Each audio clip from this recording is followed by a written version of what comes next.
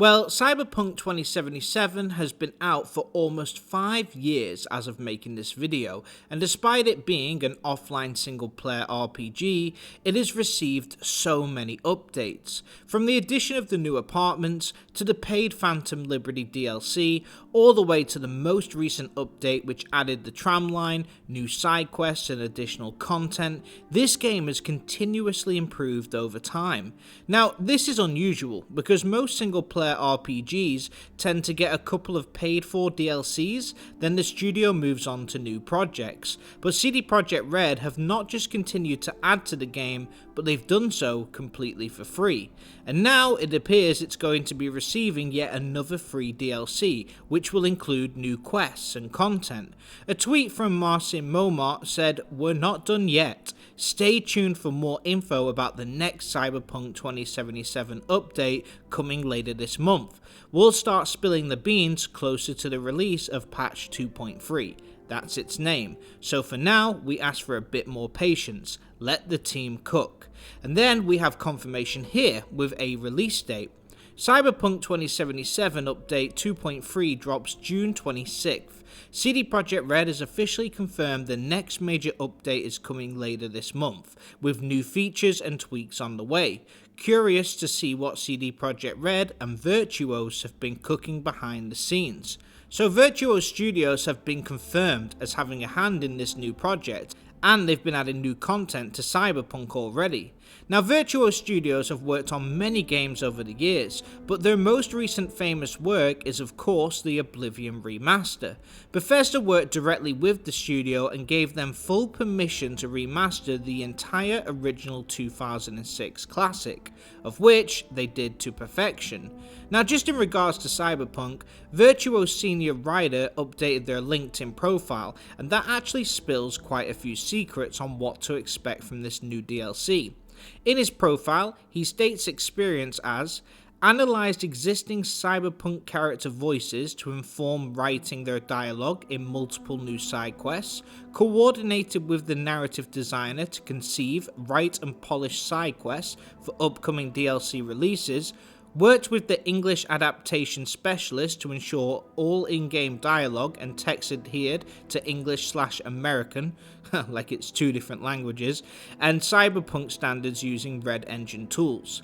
Okay, so what we can gather from that is that it appears that the game is getting a huge update that is free and will feature returning characters and voice actors.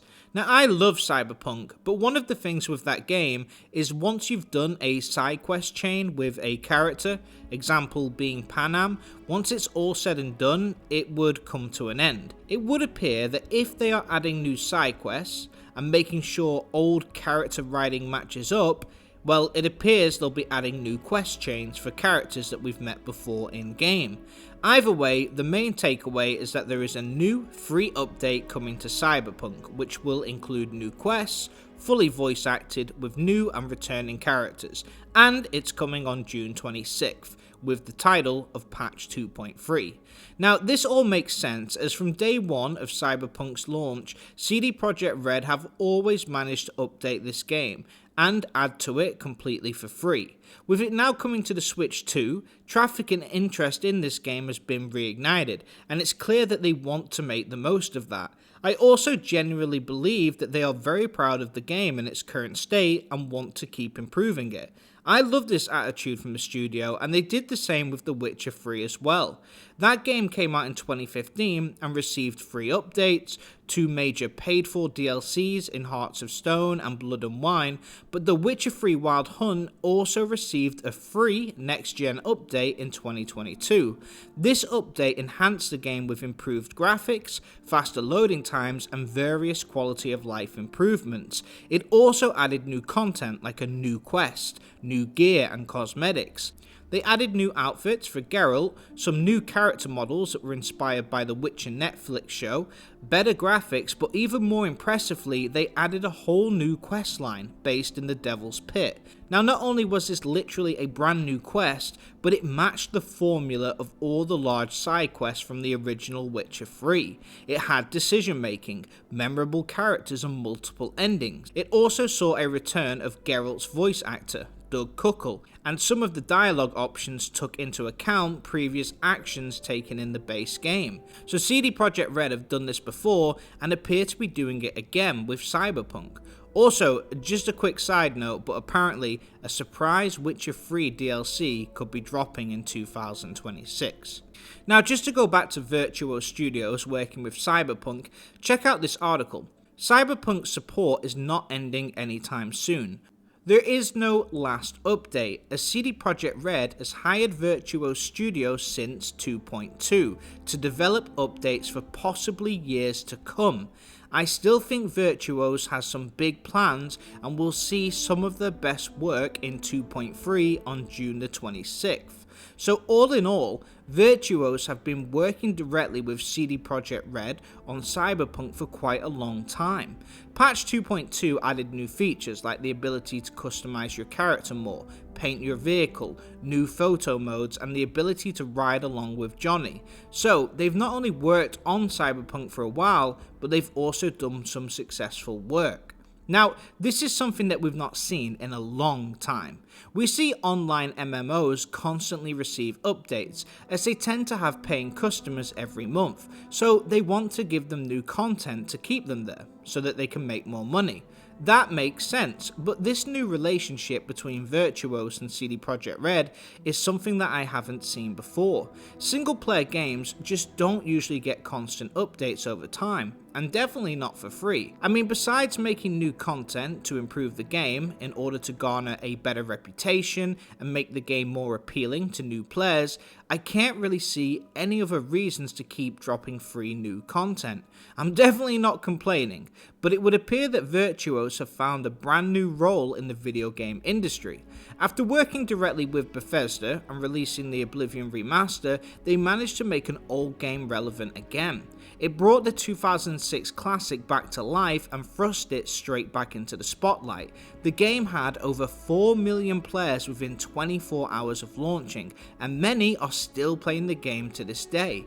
They managed to get the balance right for that remaster, in that they managed to improve all visuals, made it look like a 2025 game, improved some of the core aspects and made it more user friendly, but they managed to keep all the core gameplay mechanics in place, even the bad ones. They have, in my opinion, set new standards on what can be accomplished for a remaster of a game. So that was hugely successful, and the recent Cyberpunk projects were also successful, and now it appears that Virtuos Studios has sort of found this role in the industry, where they can work on already built titles with established IPs and add new content to successful offline video games. This has never been done before on this scale, and I generally believe it could change gaming forever.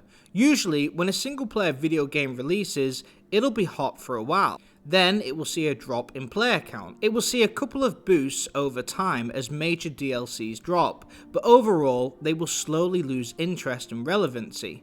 But if Virtuos find this spot in the industry where they can keep adding new, fresh, top quality content to offline video games, this could mean that the games are still relevant for years after their release.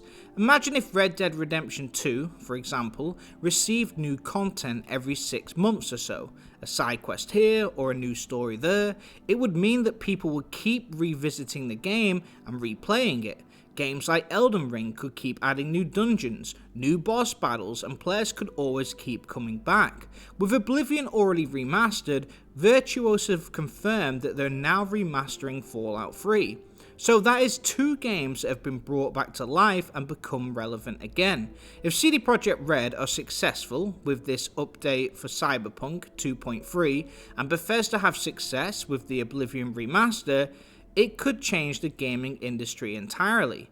Rather than looking at single-player games as a one-time deal, they could use a studio like Virtuos to constantly add new content to the game, and as a result, keep the game relevant and players coming back. And that would still allow studios like CD Projekt Red and Bethesda to move on to new projects, so it's not slowing them down. In other words, single-player games would never die.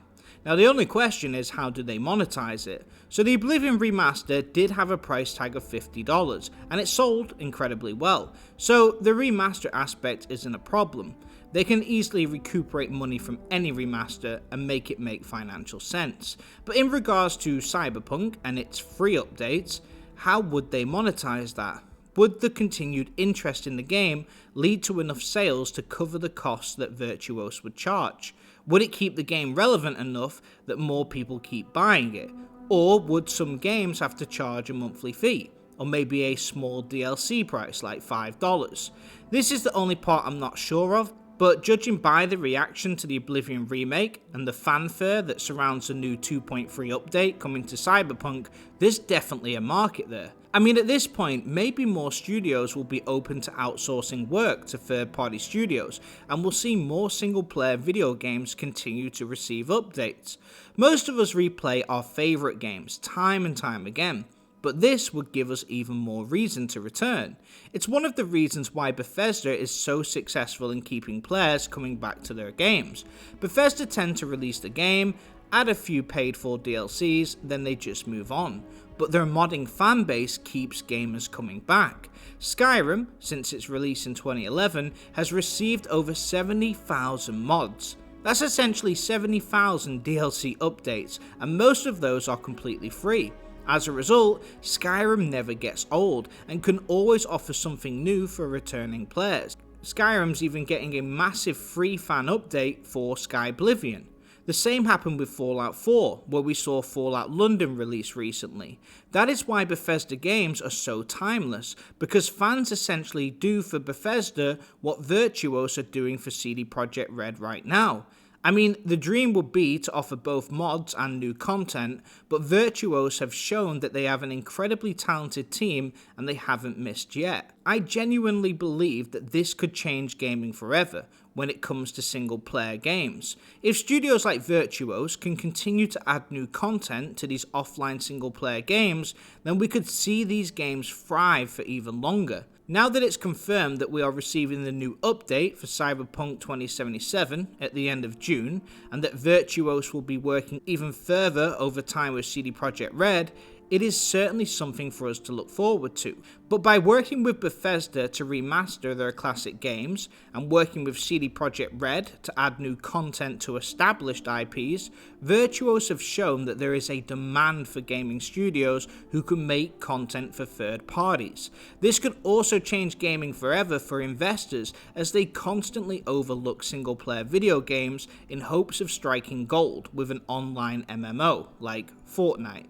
I did an interview with Sir Toby of Kingdom Come Deliverance 2, and he explains how every major publisher said no to the funding of Kingdom Come Deliverance, as they believed the future was in mobile gaming. They wanted Warhorse to develop a mobile app game with microtransactions, and other publishers constantly want to make the next Fortnite. That's why we see so many rip-offs like Concord. That game had a budget of $400 million, and the reason why is because those who have the funds to back these creative studios only care about whether the game can generate massive returns. Single-player games have rarely been able to match the sales of games like Fortnite because it's a one-time gig. It's a quick payout and then it dies down over time. But if Virtuos Studios can prove that single-player video games can still generate income and interest over long periods of time, maybe publishers will start investing more money into single-player projects. If the game stays relevant for years after release, then it can make money long-term.